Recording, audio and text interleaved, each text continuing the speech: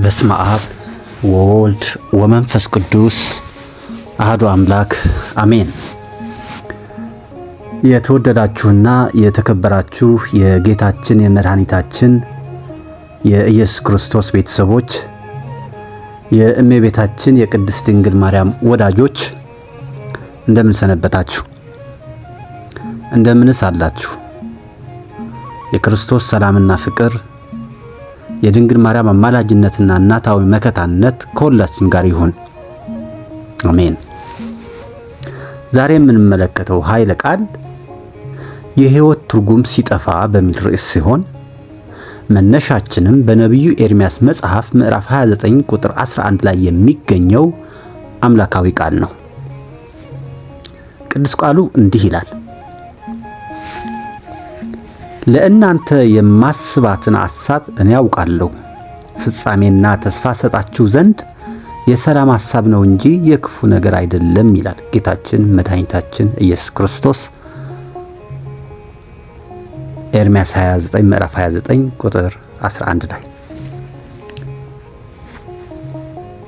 የታሪክ መነሻችን ይህ ቃል ለምን ተነገረ ነው። በትንቢተ ኤርምያስ በ29 ቁጥር 11 ላይ ይህ ጥቅስ ዛሬ ለብዙዎቻችን የጽናትና የተስፋ ምንጭ ቢሆንም ለመጀመሪያ ጊዜ ለተነገረላቸው ሰዎች ግን በታላቅ መከራና በጭንቀት ውስጥ ለነበሩ ምርኮኞች የተሰጠ ነበር።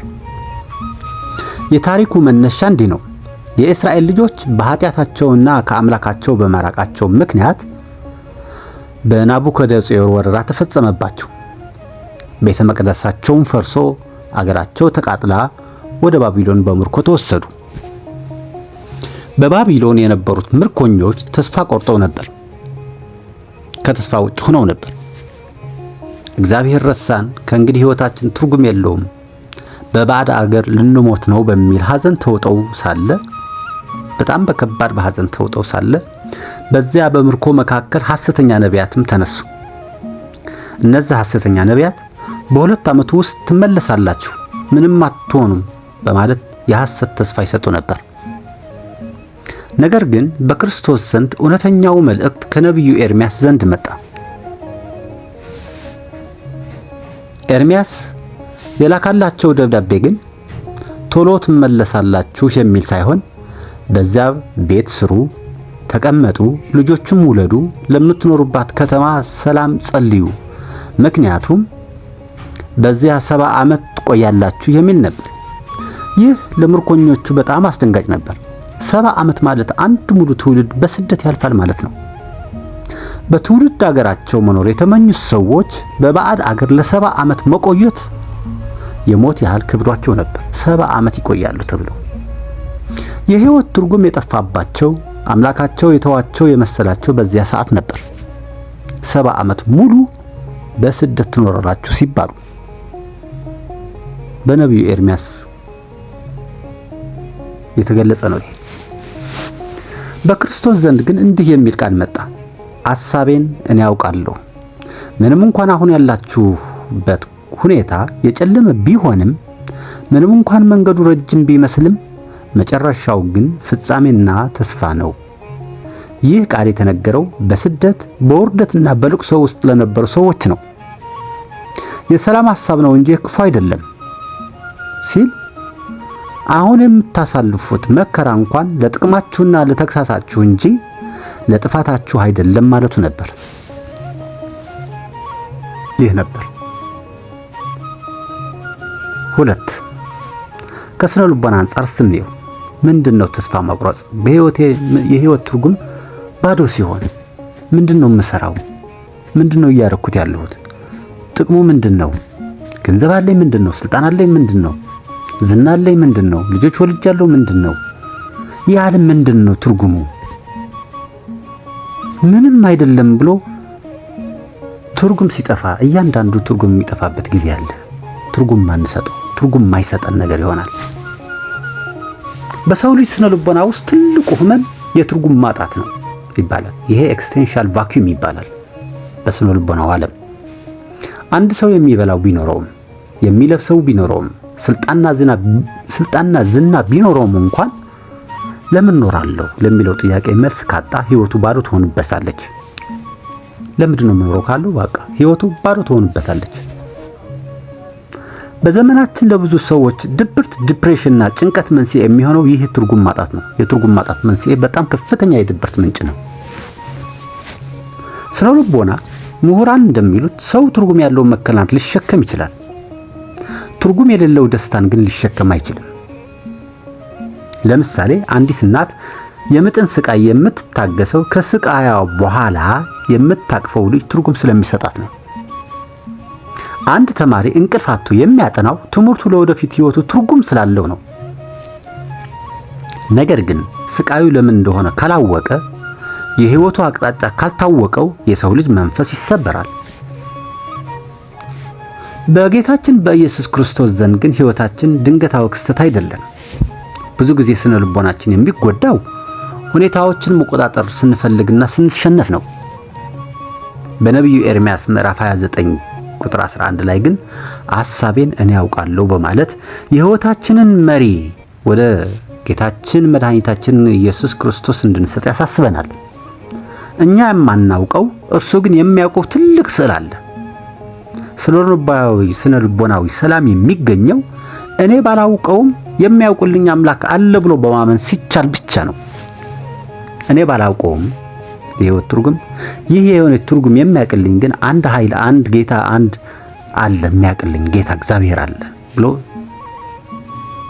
ማመን ሲቻል ነው። ይህ ነው። ሶስት እንመልከት። ከታሪክ ገጠመኝ አንጻር እንመልከተው። ታሪካዊ ገጠመኝ የአባቶቻችን ጽናትን ያመለክታል። ይሄ ነገር ታሪኩ የአባቶቻችን ጽናት ምን ያህል እንደሆነ የሚያመላክት ነው። የኢትዮጵያ ኦርቶዶክስ ተዋሕዶ ቤተክርስቲያን ታሪክ በፈተናና በጽናት የተሞላ ነው። በታሪካችን ውስጥ የህይወት ትርጉም የጠፋባቸው የሚመስሉ ብዙ አጋጣሚዎች ነበሩ። ለአብነት ያህል በዮዲት ጉዲት ዘመን ወይም በግራኝ አህመድ ወረራ ወቅት የነበረው ሁኔታ እንመልከት። አብያተ ክርስቲያናት ሲቃጠሉ፣ መጽሐፍ ሲወድሙ፣ ካህናትና ምዕመናን በየበረሃው ሲሰደዱ በዚያን ዘመን የነበረው አማኞች ክርስቶስ ትሆን ወይ ብለው ጠይቀው ሊሆን ይችላል። ነገር ግን እነዚህ አባቶች የኤርምያስን ቃል በልባቸው ይዘው ነበር። ምንም እንኳን አገሪቱ በጭስና በደም ብትሸፈንም በክርስቶስ ዘንድ ያለው የሰላም ሐሳብ ያምኑ ነበር። በዚያን መከራ ውስጥ ሆነው ነው ገዳማትን በየዋሻው የመሰረቱት። በዚያን ስደት ውስጥ ሆነው ነው ቅዱሳን መጻሕፍት በቃላቸው አጥንተው ለትውልድ ያቆዩት። የታሪክ ገጠመኞች የሚያስተምሩን ትልቁ ብርሃን የሚወጣው በታላቁ ጨለማ ውስጥ መሆኑን ነው። እነዚህ አባቶቻችን በክርስቶስ ዘንድ ያላቸው ተስፋ ባይኖር ኑሮ ዛሬ እኛ የምንመካበት ሃይማኖትና ታሪክ ባልኖረን ነበር። ሕይወት ትርጉም የሚኖራት በመከራ ውስጥ ስናልፍ ለምናገኘው መንፈሳዊ ድል ነው። በመከራ ውስጥ ስናልፍና በዛ መከራ ውስጥ ስናልፍ የምናገኘው መንፈሳዊ ድል ነው። ትርጉም የሚኖራት ሕይወት ትርጉም የሚኖራት በዚህ ነው። ሌላ ልብ አንጠልጣይ ታሪክ ልንገራችሁ። ምናባዊ ነው። ይሄ ምናባዊ ማለት በሐሳብ የተሰራ ነው። አስመስሎ ታሪክ የተፈጠረ ነው። ምንድነው ይሄ? ትንሽ አስቂ ነገር አለው። አንድ ሰው ነው፣ ስሙ አረጋይ ይባላል። አረጋይ በትግራይ ክልል የተለመደ ስም ነው። አረጋይ በአንድ ወቅት በህይወቱ ሁሉንም ነገር አጣ። ንብረቱ በጎርፍ ተወሰደ። ቤተሰቦቹ በበሽታ አለቁ። እርሱም ብቻውን ቀረ። አረጋይ ለምን ኖራለሁ ብሎ ተስፋ ቆርጦ ወደ አንድ ታላቅ ተራራ ወጣ። ዓላማው ራሱን ከዚያ ተራራ ላይ ወርውሮ ለማጥፋት ነበር። የአረጋይ ሐሳብ ራሱን ማጥፋት ነበር። ቤተሰቦቹ አልቋል። ንብረቱ በጎርፍ ተወስዷል። ብቻውን ነው የቀረው። በዚህ ተስፋ ማጣት፣ በዚህ የህይወት ትርጉም ማጣት ራሱን ማጥፋት እንደ ምርጫ ወሰደ። ተራራው ጫፍ ላይ ሲደርስ ግን አንድ ሽማግሌ አየ። ሽማግሌው በትልቅ ወረቀት ላይ የሆነ ነገር ይስላሉ። አረጋይ ገርቦ እንዴ አለ። አባቴ በዚህ በረሃ ምን ያደርጋሉ አላቸው። እንግዲህ ራሱን ሊገል ሄደ ነው የሚጠይቀው። አስቡት። ሽማግሌውም አንድ ትልቅ ከተማ እየነደፍኩ ነው አሉት። እንዴ አረጋይ ተገረመ። አባቴ እዚህ ድንጋይና ሸዋ በሞላበት በረሃ ምን አይነት ከተማ ሊታሰብ ይችላል? እኔ ህይወቴን ትርጉም አጥታለሁ፣ ሞት መጥቻለሁ፣ እርሶ ግን የማይታይ ከተማ ያልማሉ አላቸው። ለምንድነው የሚያልሙት እዚህ ቁጭ ብለው አለችው። ሽማግሌውም ወደ አረጋይ ዘወር ብለው ልጄ አንተ የምታየው አሁን ያለህበትን አሸዋ ብቻ ነው። እኔ ግን በጌታችን በመድኃኒታችን በኢየሱስ ክርስቶስ ዘንድ የታየኝ የወደፊት ከተማ ነው የማየው አሉት። ይህ በረሃ አንተ ያልከው ነገ ገነት ይሆናል። ይህ ድንጋይ ነገ ቤተ መቅደስ ይሆናል። አንተ ራስን ልታጠፋ የመጣህበት ይህ ተራራ ነገ የብዙዎች መዳኛ ይሆናል አሉት። እንደገና ሽማግሌው አረጋይ ይዘውት ና ብለው እስትና ሌላም ላሳየ ብለው አረጋይን ይዘውት ወደ አንድ ዋሻ ገቡ። ሌላ ዋሻ። በዋሻው ውስጥ በሺህ የሚቆጠሩ ትናንሽ መብራቶች ነበሩ፣ ይበራሉ። አረጋይ እነዚህ መብራቶች ምንድናቸው ሲል ጠየቀ። ሽማግሌውም እነዚህ እያንዳንዳቸው በምድር ላይ ተስፋ የቆረጡ ሰዎች ነፍሳት ናቸው አሉ። አንተ መብራት ሊጠፋ ሲል ክርስቶስ ወደ እኔ መራህ አሉት። ይቅርታ እየበሩ አልነበረም። በዚህ አጋጣሚ እና አሉትና መብራቶች ተደርድረው አይቱታል። እነዚህ መብራቶች ምንድናቸው አሉ። ተስፋቸው ያጡ ሰዎች ናቸው እነዚህ አሉት። አንተም ራስህ ብታጠፋ ኑሮ እንደ መብራቶቹ አንዱ ትሆን ነበር አሉት። አረጋይ በዚያን ጊዜ አንድ ነገር ተረዳ። የህይወት ትርጉም በምናየው ነገር ላይ ሳይሆን በኢየሱስ ክርስቶስ ዘንድ ተዘጋጅቶ በሚጠብቀን ነገር ላይ እንደሆነ ተገነዘበ። ሽማግሌው አረጋይ አጽናንተው ወደ መንደሩ ላኩት። አረጋይም ተመልሶ በመሄድ ተመልሶ ሄደና ምን ማድረግ ጀመረ? የደከሙትን የሚያጸና የወደቁትን የሚያነሳ ታላቅ ሰው ሆነ። ለችግረኞች ተንከባካቢ፣ ለደከማቸው ደራሽ ሰው ሆነ። ያ ራሱን ሊያጠፋ የነበረው ሰው የብዙዎችን ህይወት ትርጉም እንዲያገኝ ምክንያት ሆነ። ትርጉም አገኘ በህይወቱ። በጌታው በኢየሱስ ክርስቶስ ትርጉም ሲያገኝ ከራሱ ህይወት አልፎ ሌሎችን መርዳት፣ ለሌሎች ለተቸገሩ ሰዎች መድረስ ቻለ። ነብዩ ኤርሚያስ በምዕራፍ 29 ቁጥር 11 ላይ የሰላም ሐሳብ የሚለው ቃል አለ። ይሄ ከመንፈሳዊና ከመጽሐፍ ቅዱሳዊ ትንታኔ አንፃር ነው። እሱን እንመልከት። በጌታችን በመድኃኒታችን በኢየሱስ ክርስቶስ ዘንድ ያለን ተስፋ ከዓለማዊ ተስፋ የሚለየው በምንድን ነው? ዓለማዊ ተስፋ ነገሮችን ይስተካከላሉ የሚል ግምት ነው። መንፈሳዊ ተስፋ ግን ክርስቶስ ከእኔ ጋር ነው የሚል እርግጠኝነት ነው። መንፈሳዊ 100% በእርግጠኝነት ይፈታዋል የህይወት ትርጉም ማጣት። ዓለማዊ ስነ ልቦናዊ መፍትሄ ግን 100% አይፈታውም። ግምታዊ ነገር ያስቀምጣል። ማስተካከያዎችን ነው የሚያስቀምጠው። ከዛ ግፋበት ነው የሚለው። መንፈሳዊ ህይወት ግን እንደዛ አይደለም። ለኔ ተው እኔ 100% ጨርሰዋለሁ ነው ያልቃል ነገሩ ነው። በነብዩ ኤርሚያስ ምዕራፍ 29 ቁጥር 11 ላይ የሰላም ሐሳብ የሚለው ቃል በዕብራይስጥ ሻሎም ይባላል። ሻሎም ማለት ደግሞ ጦርነት አለመኖር ብቻ ሳይሆን ሙሉ መሆን፣ ደህንነትና ስምምነት ማለት ነው። ጌታችን መድኃኒታችን ኢየሱስ ክርስቶስ ለእኛ ያለው ሐሳብ እኛን ሙሉ የማድረግ ሐሳብ ነው። ይሄ ነው በቃ ሙሉ የማድረግ ሐሳብ ነው። ብዙ ጊዜ እኛ የምንፈልገው ፈጣን መፍትሄ ነው። ምርኮኞቹ በ2 ዓመት መመለስ ፈልገው ነበር፣ ወደ ሀገራችን መመለስ ፈልገው ነበር። ክርስቶስ ግን 70 ዓመት አላቸው። ለምን? ምክንያቱም በዚያ 70 ዓመት ውስጥ የጣዖት አምልኮታቸውን እንዲተው ወደ ልባቸው እንዲመለሱና እውነተኛውን አምላክ እንዲናፍቁ ይፈልግ ስለነበር ነው። አንዳንድ ጊዜ በህይወታችን ውስጥ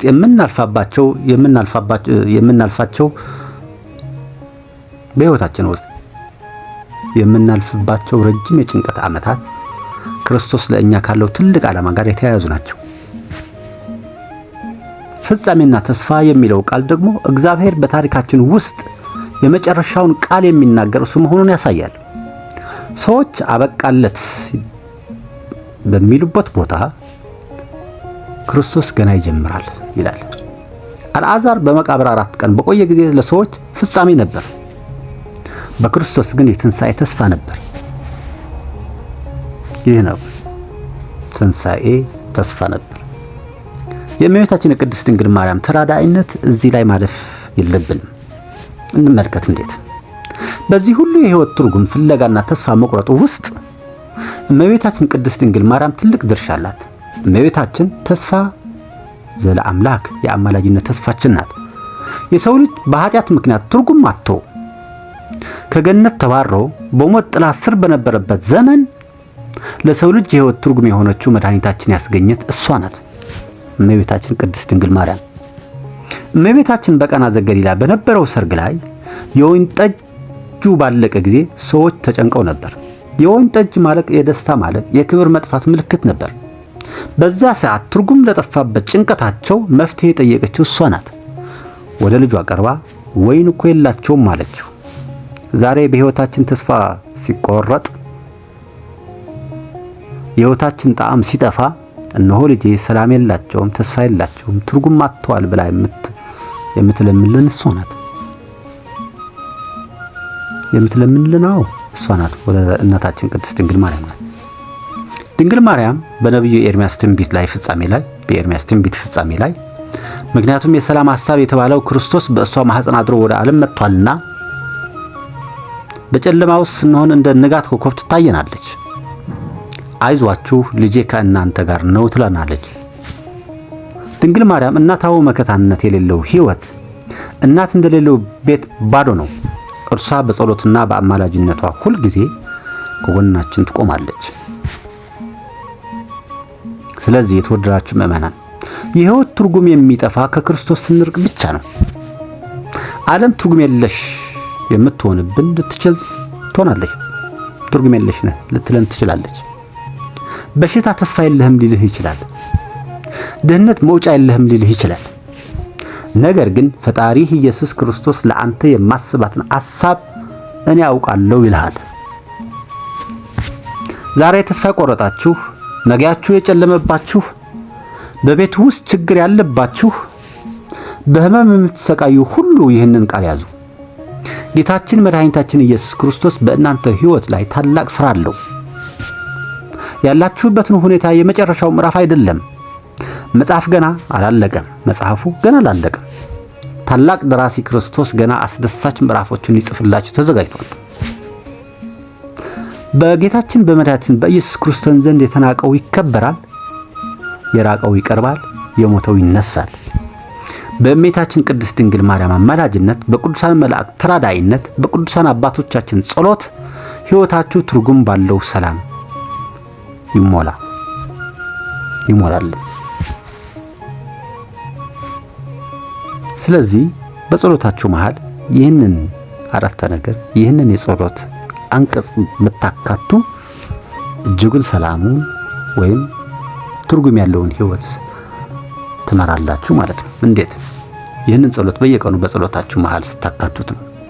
ጸሎቱ አቤቱ ጌታዬ መድኃኒቴ ኢየሱስ ክርስቶስ ሆይ በኃጢአቴ ብዛትና በዓለም ማዕበል ተመትቼ የሕይወት ትርጉም በጠፋብኝ ጊዜ አንተ አትተወኝ፣ ለእናንተ የማስባትን ሐሳብን ያውቃለሁ ያልከውን ቃልህ ዛሬ በልቤ ውስጥ ይስረጽ። የጨለማውን መንገዴን በብርሃን አብራው፣ ሐሳቤን ሁሉ ወደ አንተ የሰላም ሐሳብ ለውጠው። እናቴ ቅድስት ድንግል ማርያም ሆይ በቃና ዘገሊላ ጭንቀታቸውን ተረድተሽ ለልጅሽ እንዳመለከትሽ ዛሬም የኔን የልብ ስብራት ተረጅልኝ። በጸሎትሽ ደግፊኝ፣ በአማላጅነትሽ ክተችኝ። በክርስቶስ ዘንድ ያለኝ ተስፋ እንዳይጠፋ የሕይወቴም ጣዕም እንዳይመንን በኪዳንሽ ጠብቂኝ።